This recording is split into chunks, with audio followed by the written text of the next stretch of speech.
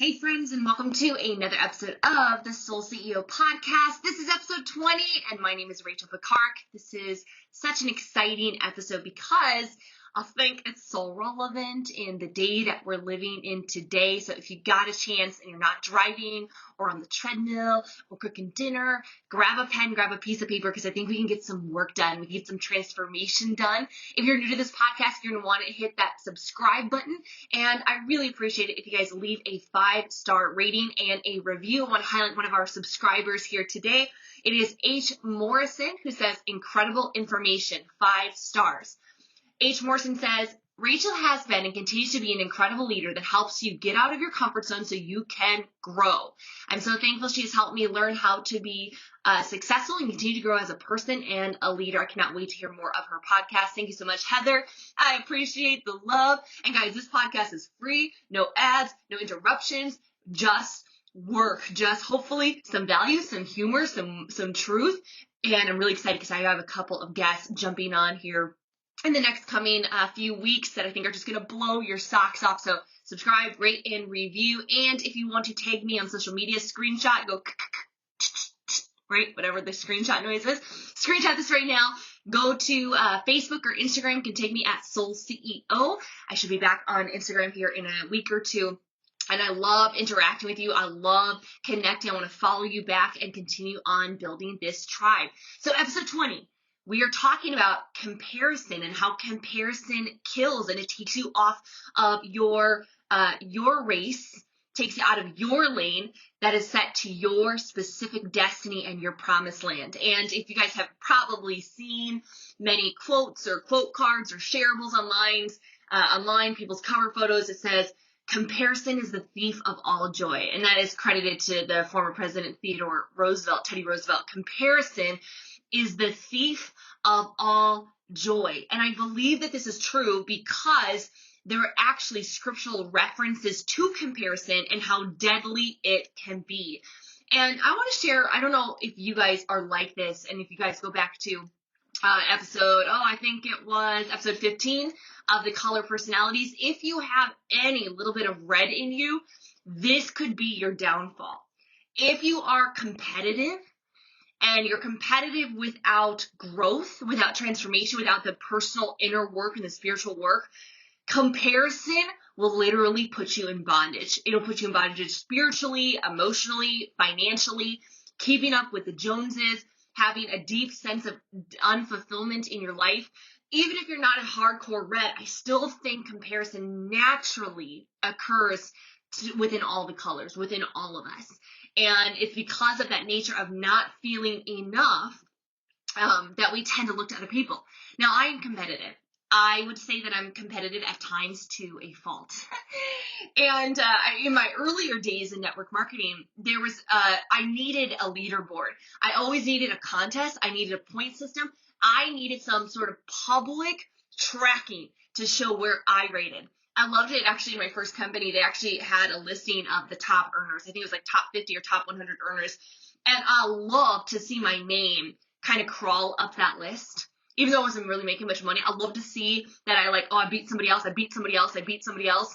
To quote the famous Jim Rohn, who I talked about in my previous episode 19, he talked about the fact that I don't just want to win, I sincerely wish for you to lose. And he says it tongue in cheek, but that was absolutely my motto. Just a few years ago, I just joined my previous company, and they had launched a massive contest. It was a trip incentive for a Mediterranean cruise. And they had different tiers of what you could win, meaning like, could you bring X amount of people? Could you have X amount of dollars to spend? What additional excursions? Could you earn cash prizes? All these sort of things. And the top prize was a big one. I was brand new to the company and, kind of had a very small team. I was probably like 3 months into this at this point, maybe 4 months in. And I was leading the entire company of 70,000 distributors as the number one point accruer in that business. And it was probably about a month or so left of the contest. And they called all of maybe like the top 20 point qualifiers thus far. Like, it was still going on, but like, okay, guys, these are the ones. They've already earned the trip, and now they're gunning. Who's going to be number 1? Who's going to be top 10? Who's going to be top 20? To get the different prizes. And I remember there was a couple that was just behind me in the point system, and we all got on stage, and like my competitive comparison like really raised up, and they were honoring me in front of this crowd, this event, and I was like, "You're going down." They just looked at me like, "What? What?" I'm like, "Yeah, I'm competitive to a fault." I'm like, "Okay, that didn't really go over so well." I'm like, "You're going down." But I'm competitive in a lot of things, even when I've been now in the gym more than out of the gym for the better part of 8+ years. COVID, obviously haven't worked out in a traditional gym, but I have a little tiny little beta gym in my downstairs with some little weights and some bands and a bench, and like just got a Buso ball, and I got a treadmill. So I got like a little gym down there. But back when I used to work out in the gym, I would love to compare. And often, I don't know if you guys have ever done this on the treadmill before, that if I am standing or walking or running or jogging next to somebody, my natural eye would be to go over and look at their treadmill display. And I would see them where they're at. And if they were at 4.0 miles per hour, I would be at 4.1. If they were doing a run or a little jog at like 6.5, I wanted to be at 6.7. If they, I just wanted to beat them. Like, we were in a race, they didn't even know it. I'm like, I'm taking you down. You don't even know it. And I wouldn't get off the treadmill until they got off the treadmill. Like, this is the important time of this is our race. This is the championship. This is the final meet, conference finals. And I wanted to beat them. And I remember one specific instance, I was starting to do like light bodybuilding and tons of weight training. It was weight training about 5 to 6 days a week for about an hour a day. And I remember I have like chicken arms. I call them hot dog arms. I'm almost 6 feet tall, and my wingspan is probably about 6'1", to give you an idea, like the longest, skinniest little arms. But at that point, I was like really building muscle. And for my little tiny frame, I was doing some pretty big like bicep curls, like 15, 17, 20 pound bicep curls, which again, if you can visualize my giraffe body, was kind of impressive. And I remember this one time I was doing bicep curls in the mirror, and probably about 7 or 8 feet to my right, there was a guy, like an actual dude, a male, that was doing bicep curls as well. And he had 15s and I had 17.5s. And I was like, I am so much stronger than you. Look at you, like little man. Like, I was so competitive. And ultimately, that is, comparison, and I want to talk about it in future episodes. There is a sense of comparison when it becomes healthy, when it's modeling. So when you find a mentor that has what you want, you're seeing what they're doing and you can model it, right? Like, okay, great. It's hacking other people's success. But when does comparison become detrimental? When does comparison become devastating? And when does comparison become deadly? Because if we are not careful, just like on the treadmill, not understand we have our own race to run, we have our own lane to be in. Imagine that you're running on a treadmill. This just happened. Probably about 6 weeks ago, I was in Jacksonville Beach, and my girlfriend and I were on the treadmills, and they were doing social distancing because of COVID. And so we had a treadmill in between us, but we were talking the whole time. And we were just reconnecting. We must have been the most annoying people in that entire gym because we were like, blah, blah, blah, and talking a little bit louder because we were about 6 feet apart. And I remember I was looking at her, and at one point I literally fell off the treadmill. Like, I didn't totally like bomb on my face, but it was a hot mess, and it was very loud. That happens in our life, is that we're so busy looking to the right or looking to the left that we get off, or we fall off of our own race. We fall off of our own path. We fall off of our own quote unquote treadmill of life. Now we take this to the Bible, and we can go back to the Old Testament in 1 Samuel 18, where it's the story of soon to be young David. So we know King David as a man after God's heart, right? Like, he was an incredible, interesting historical character. And this is why I love studying the Bible. We learn about leadership. We learn about comparison. We learn about people skills. We learn about relationships. We learn about peace. We learn about prosperity, money management. We learn about teaching. We learn about grooming our kids. Like, it is the ultimate success book. It is the ultimate success book. And we can see King Saul at the moment when after David, as a young little pup, went and killed the Philistine. He went and killed Goliath with a slingshot. Now this insane, like, to give you guys context, like, little David, like, tiny little preteen, teenager at the time, is slaying this giant. You can imagine in those days, like, it went viral, as viral as it could be, right? If it had been modern day, it would have been retweeted a million times. It would have been trending on Instagram. Everybody would have been tagging it. It would have been all over CNN and NBC and MSNBC and ESPN. Like, everyone would want a news story on David because this guy just slayed this Philistine. And I don't blame him, right? I mean, if somebody's talking crap about my God, like, I'm ready to go down. Like, what? Like, where's my slingshot? Let's get him, right? So David took down the Philistine. And here's what we read in 1 Samuel 18. We can look at verse 6 through 9. As they were coming home, when David returned from striking down the Philistine, the women came out of the cities of Israel singing and dancing to meet King Saul with tambourines, with songs of joy, and with musical instruments. I mean, you guys know that this is a party. They got tambourines, like, right? I mean, they're singing joy. They're out there dancing in the streets, right? And verse 7, as the women sang to one another, as they celebrated, this is what they sang. Verse 7, Saul has struck down his thousands, and David his 10,000s. So Saul struck down his thousands, David his 10,000s. Verse 8, and Saul was very angry, and this saying displeased him. He said, they have ascribed to David 10,000s, and to me they have ascribed thousands. What more can he have but the kingdom? So now he's concerned. He goes, okay, they see him as the rock star. They see him as the ultimate army, general, warrior in the field, taking down these Goliaths, right? They've given him all the claim, all the credit. What more could he have? He's going to come after the kingdom. He becomes insecure. In verse 9, and Saul eyed David from that day on. Saul fixed his eye on David from that day on. This is the moment that comparison, that an unhealthy comparison began to kill, destroy, destruct Saul's inner and then outer world. Now, in life, we all have our own race, and we have to stay in that lane. What I believe comparison does is it hijacks the focus. See, Saul was already super powerful. He could have been focusing on creating change. He could have been a transformational leader. He could have done more for the poor. He could have built his kingdom more, created a bigger empire. But no, he eyed David. He fixated on him. And comparing yourself to others, they will jerk you into misalignment. I think a lot about, like, even like chiropractor. If you've ever had a rib pop out of place, it's super painful. It's hard to even breathe and move and be in certain positions.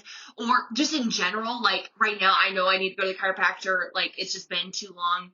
I'd love to get a great adjustment, right? And what do? They are fixing misalignment. They're taking your spine and your body and your ankles or wherever they're working on, and they're putting it back in position. They're bringing it back to a centered space. But comparing yourself to others, it jerks you into misalignment. Have you ever driven a car that's not aligned? I've had a lot of cars in my life.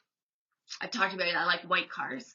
And there's been a couple times in my life where I've driven a car where the alignment was off. And you're driving down the freeway, whether a highway or road, and you're going 40 or 60 or 70 miles. And you know when you're driving that car and the alignment is off, if you lightly take off the steering wheel, what happens? It veers to the left. It veers to the right.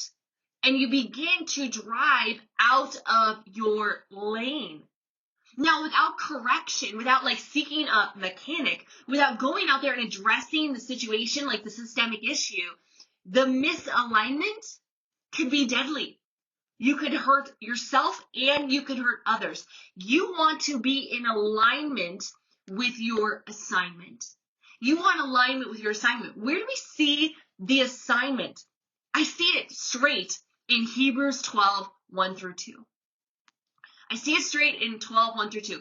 We ask, what is our purpose? What should we be doing? Well, there's so much confusion in the world. There's so much comparison in the world. There's so much destruction in the world. There's so much evil in the world. They're doing better. This side, the left says this, the right says this, my pastor says this person spouting theories is saying that. What do? And you don't know what to focus on. Because when we think about it, when we're on a track, when we're on our lane, when we have our assignment, there should be a focus, there should be an end goal, there should be a coach, there should be somebody saying, hey, look to me, come to me. We see it in Hebrews 12, verse 1.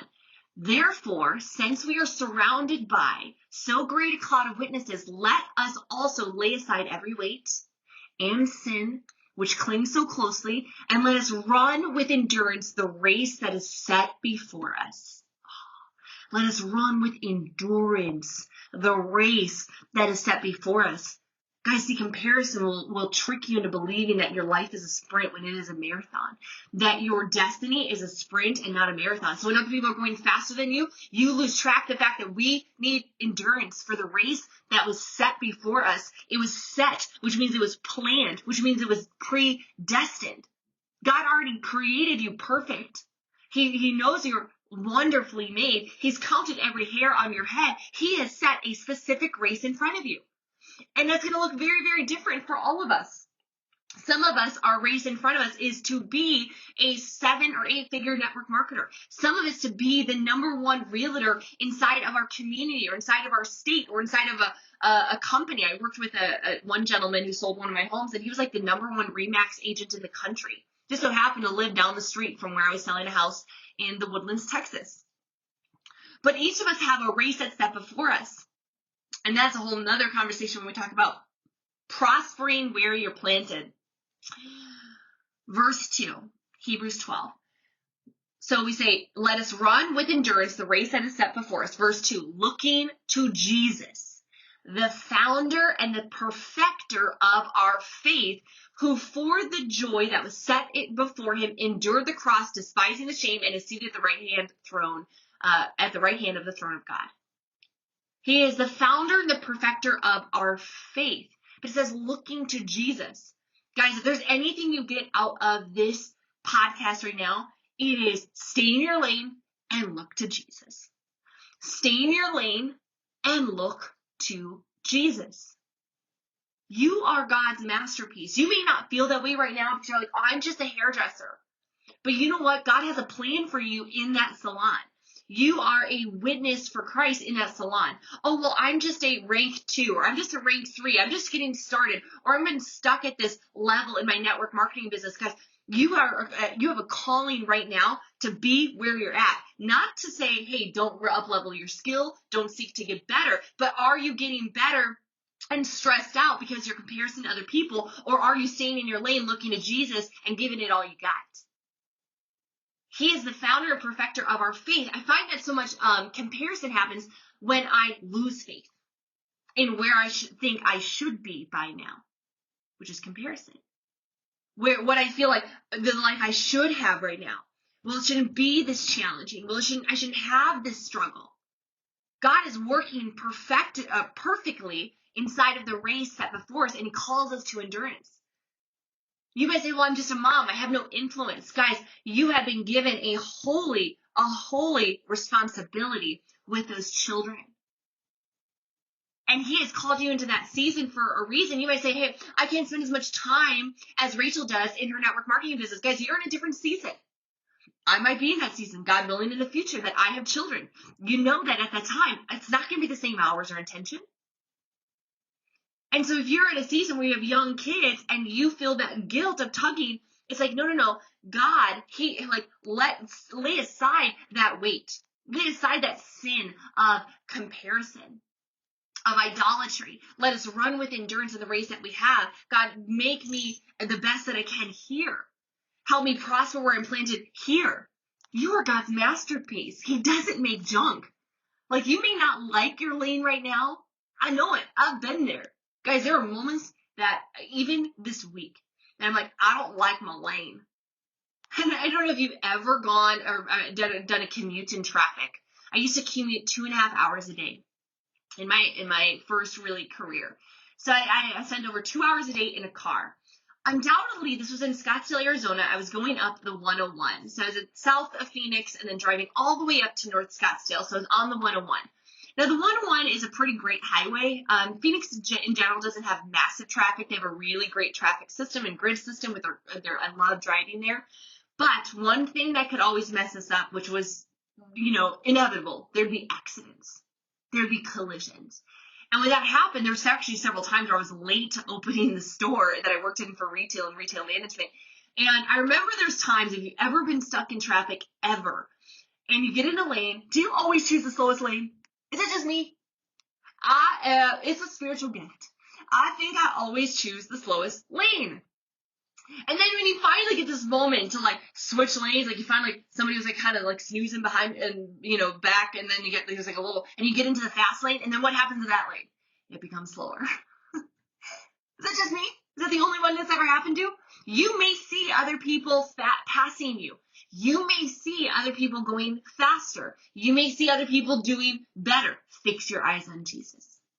Fix your eyes on Jesus.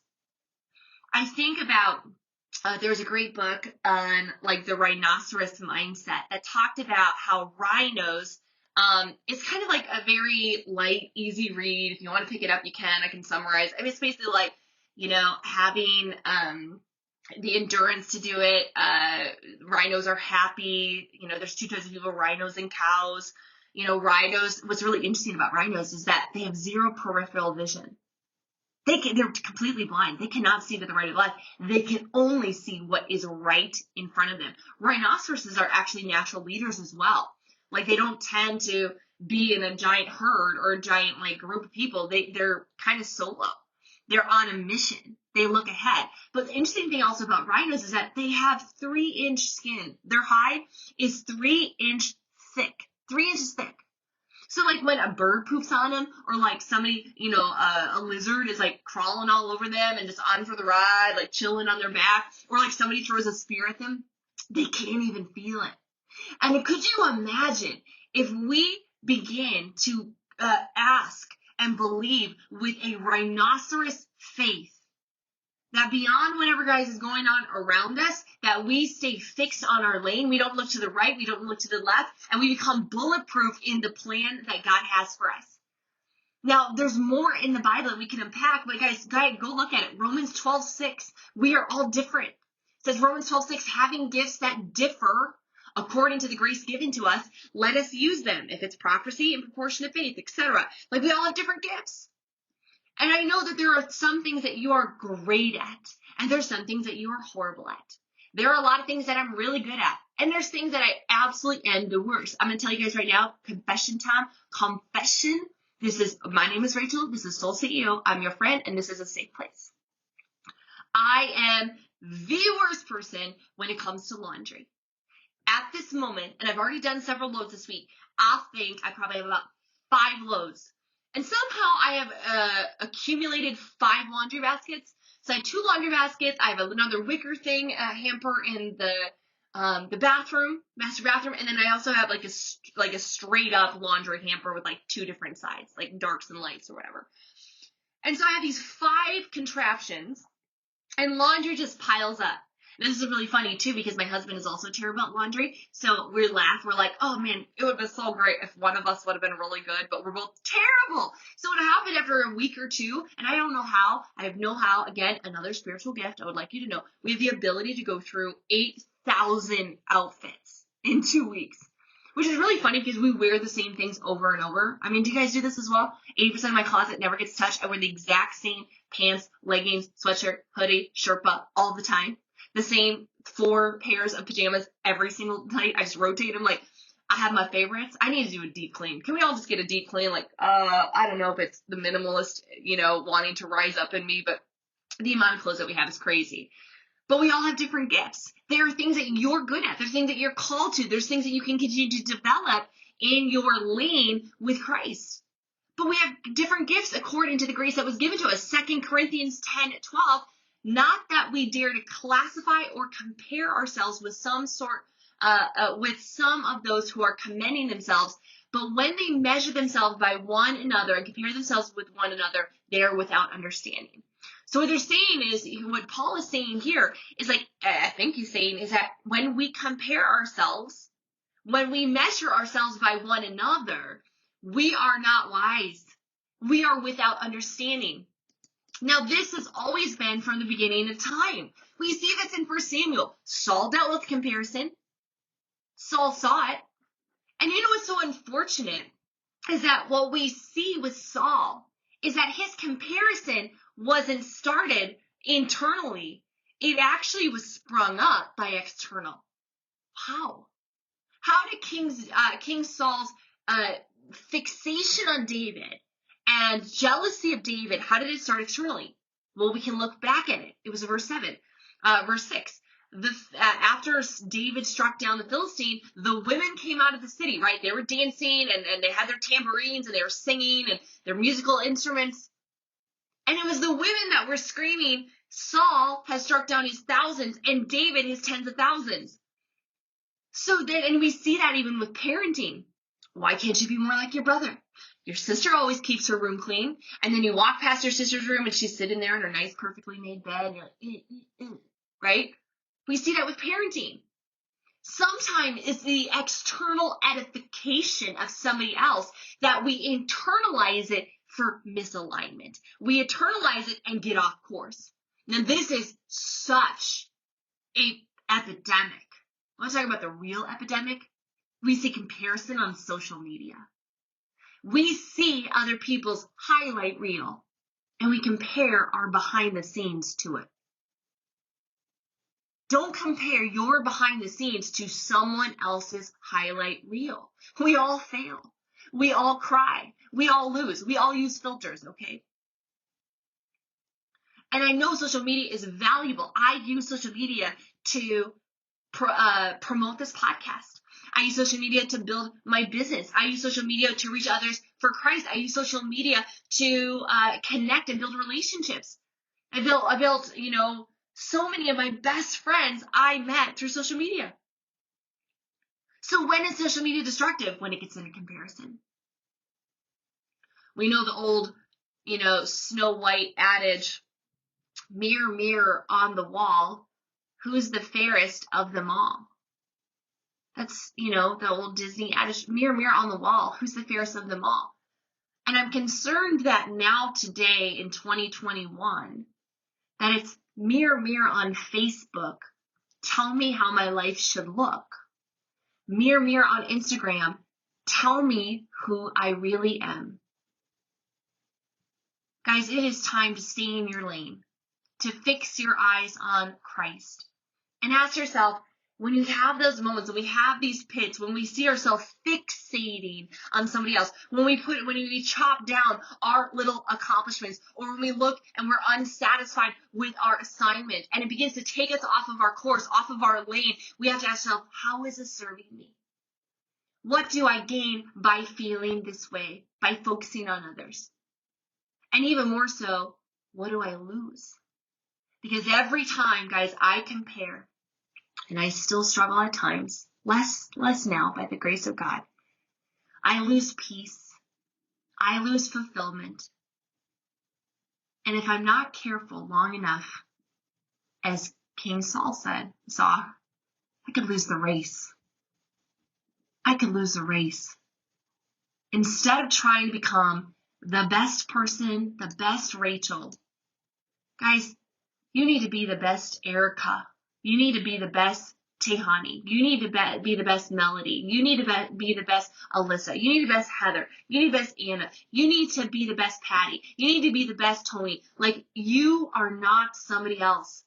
So ditch the comparison. Say sayonara. Focus on what you have. Focus on gratitude. Focus on the path, what God has planned for your life. Do not be bogged down by the limited understanding. Do not be hijacked and jerked off your lane. I believe that you appreciate the desire to be better, but redirect that desire to God. He will show you your path.